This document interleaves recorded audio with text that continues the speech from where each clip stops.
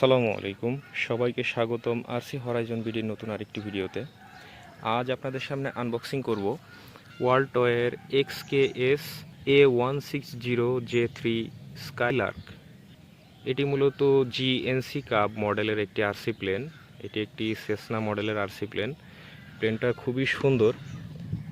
এখানে দেখতে পাচ্ছেন বক্সটা এরকম হয়, এরকম একটা বক্সের মধ্যে আসে এটি রেয়ার সাইড। এখানে দেখতে পাচ্ছেন সম্পূর্ণ ডিটেলসগুলো দেওয়া আছে। এখানে দেখাচ্ছে যে উইং স্প্যান হচ্ছে 650 মিলিমিটার, ফিউজলেস হচ্ছে 460 মিলিমিটার, ওয়েট 145 গ্রাম, ব্রাশলেস মোটর ইউজ করা হয়েছে 1406 আর 2500 কেবি ব্রাশলেস মোটর। ব্যাটারি হচ্ছে 7.4 ভোল্ট, 600 মিলি অ্যাম্পিয়ার। এখানে আরও কিছু স্পেসিফিকেশন দেওয়া আছে।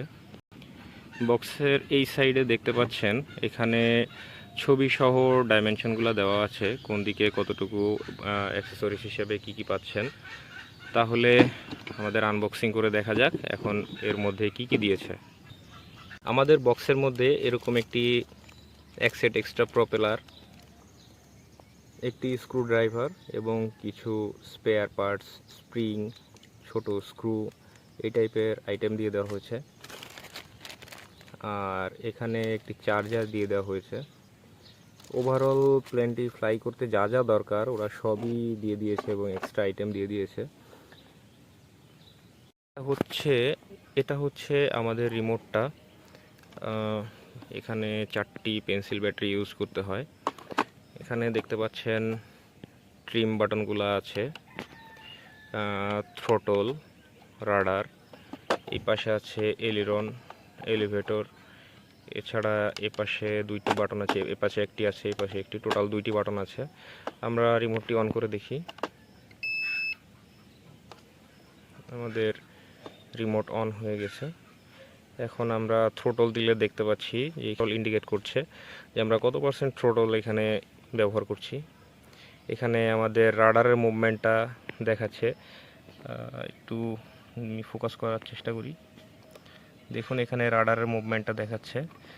আমি যদি এলিরন মুভ করি সেক্ষেত্রে দেখেন কোন এলিরন বা কোনটা মুভ করছে সেটা দেখাচ্ছে। এলিভেটরের ক্ষেত্রেও দেখাচ্ছে যে আমরা এলিভেটর মুভ করতেছি কত পার্সেন্ট বা কত নম্বর চ্যানেলে, সবই দেখাচ্ছে। পরে দেখা যাক যে এই পাশের বাটনগুলো কি কাজ করে। অন প্রেসে দেখেন এখানে হাই এইচ লেখা আসছে, এর মানে হচ্ছে কন্ট্রোল সারফেসগুলো একটু দ্রুত মুভ করবে আর বেশি পর্যন্ত রিফ্লেক্ট করবে, যার কারণে এয়ারক্রাফট বেশি হাই পিচ অ্যাঙ্গেলে হচ্ছে ফ্লাই করবে বা কন্ট্রোল করা যাবে স্পোর্টস মোডের মতো। দেন আবার প্রেস করলে এটি এল চলে আসছে, মানে এটি হচ্ছে লো। পরবর্তীতে আমরা ডান পাশের বাটনটা দেখি এটা কি আছে। অন প্রেসে এটি ব্লিঙ্কিং শুরু করেছে, এর মানে হচ্ছে এটি এখন এটাকে কি বলে, অনেকটা যারা এপিভি ড্রোন ফ্লাই করেন এয়ার মোড একটা আছে, মানে আপনি প্লেনটাকে কাত করে হোক বা যেভাবে হোক একদিকে রেখে দিলে ও ওই পজিশনটা হল্ট করার ট্রাই করবে। আর এগেন প্রেসে এটি সলিড হয়ে গেছে, মানে এখন হচ্ছে জাইরো স্টেবিলাইজেশন মোডে সে ফ্লাই করবে।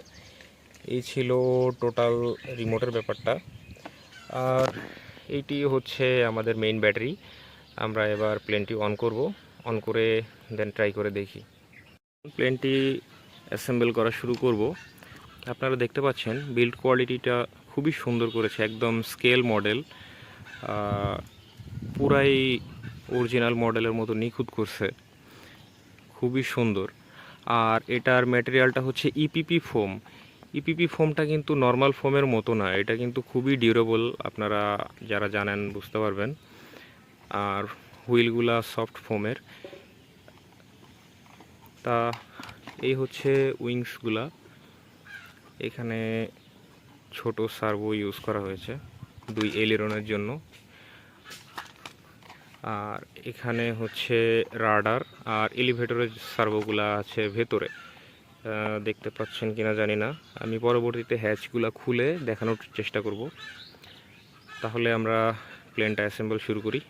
আমি খুবই দুঃখিত, সম্পূর্ণ অ্যাসেম্বল বা ডিসঅ্যাসেম্বলগুলো আমি করার সময় ভিডিওটা করতে পারছি না, কারণ আমি আসলে একা একা ভিডিওগুলো তৈরি করি।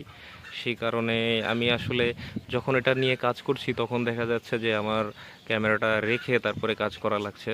এই কারণে আমি পুরোটা দেখাতে পারছি না, এই জন্য আমি খুবই দুঃখিত। আমি বাকি কাজগুলো শেষ করছি। হচ্ছে আমাদের ব্যাটারি চেম্বার, এটা খুলে নিতে হবে। এখানে দেখতে পাচ্ছেন ইএসসি লাইনটা গিয়েছে এখান থেকে, এটাই হচ্ছে ব্যাটারির মেইন পাওয়ার। আর এখানে দেখেন এটা খুবই ভালো কোয়ালিটি করেছে। এখানে মেইন ল্যান্ডিং গিয়ারে শক অ্যাবজর্বিং সিস্টেম পর্যন্ত অ্যাড করা হয়েছে, যে ইম্প্যাক্টটা ও সহ্য করে নেবে।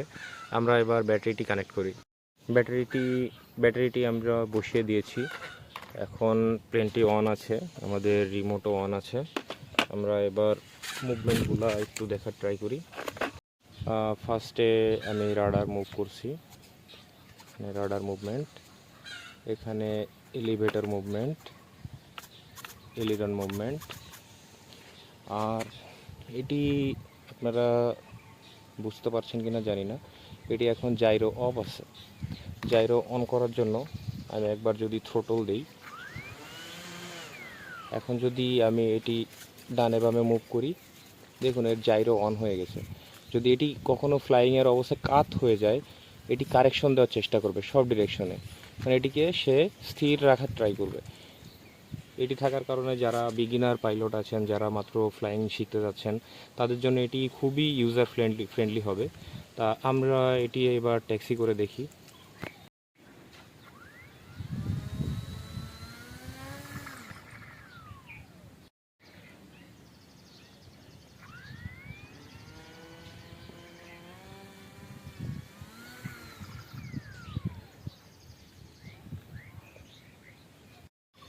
এই হচ্ছে আমাদের জিএনসি কাব। প্লেনটি খুবই সুন্দর এবং খুবই স্কেল মডেল। আপনারা যারা এটি নিতে চাচ্ছেন, আমাদের ডেসক্রিপশনে দেওয়া নাম্বারে যোগাযোগ করতে পারেন বা হোয়াটসঅ্যাপে যোগাযোগ করতে পারেন। এটি আপনাদের নতুন লাগলে নিতে পারেন, বা আমাদের এই প্লেনটি লাগলেও নিতে পারেন, বা অন্য টাইপের আরসি প্লেন, ড্রোন লাগলে আমাদের জানাতে পারেন। আমরা এটি যথাসম্ভব কম প্রাইসের মধ্যে দেওয়ার চেষ্টা করব।